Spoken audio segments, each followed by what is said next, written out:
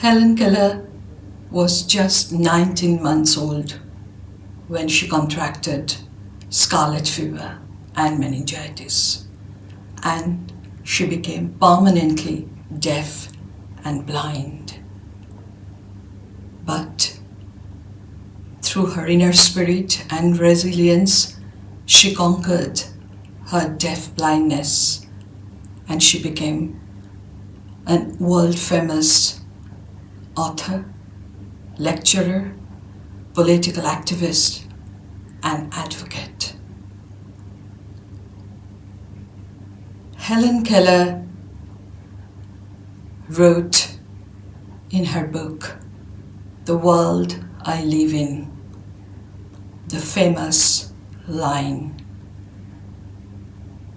"Every atom in my body is a vibroscope." Every atom in her body is a vibroscope. That was the sentence which inspired me to do this episode.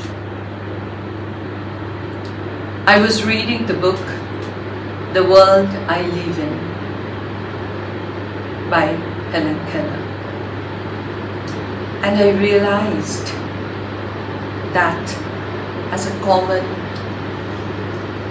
individual, ordinary individual, we have no clue about not only her world, the people out there who have got the same deaf blindness. What do they perceive? How do they see? How do they feel about this world?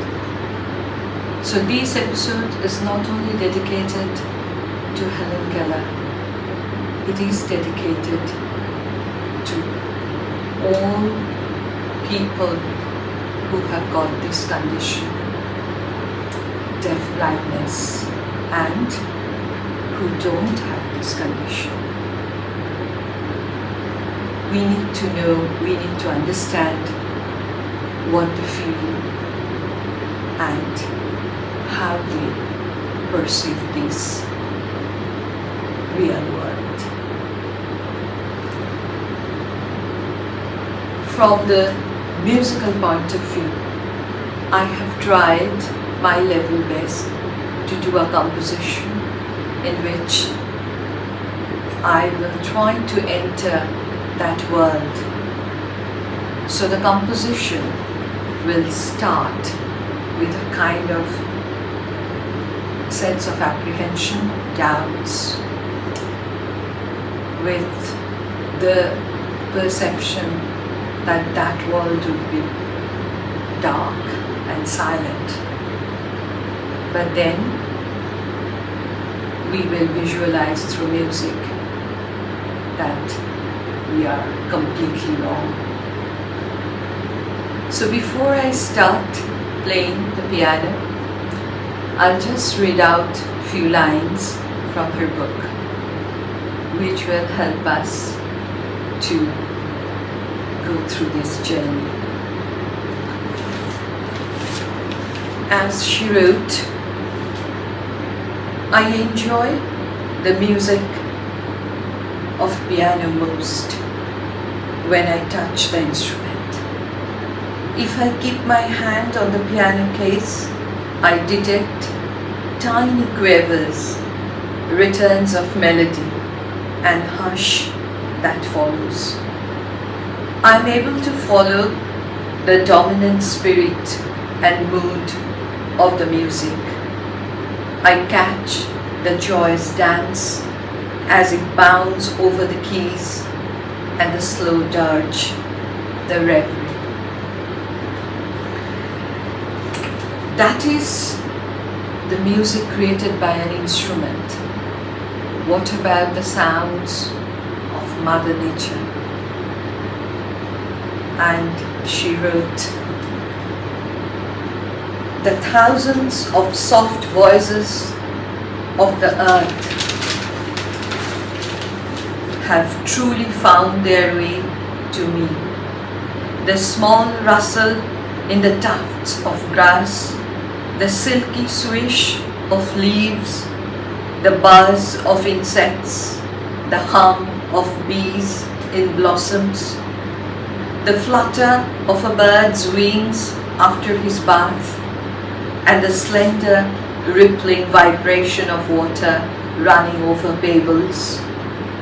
Once having been felt, those loved voices rustle, buzz, hum, flutter, and ripple in my thought forever, an undying part of happy memories.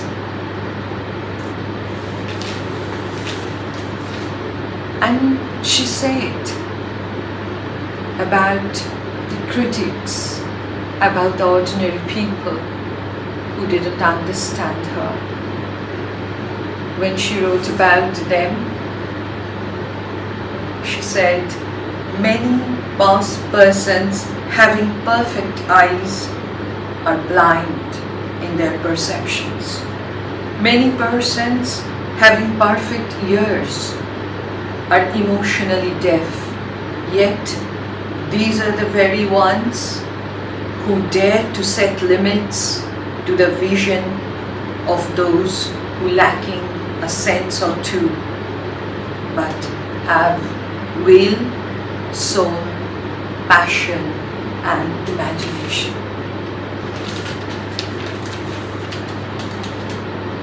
She continued saying that critics delight to tell us what we cannot do.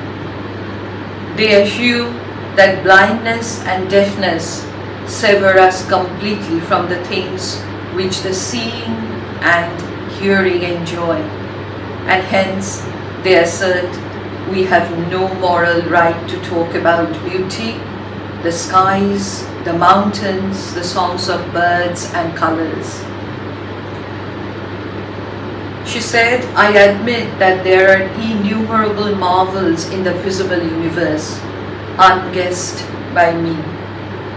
Likewise, O confident critic, there are a myriad sensation perceived by me of which you do not dream. And lastly, she wrote, I thank God for my handicaps. Through them, I have found myself, my work, and my God. On that note, let us try and enter that world. I will try my level best to make it as meaningful as possible. Thank you.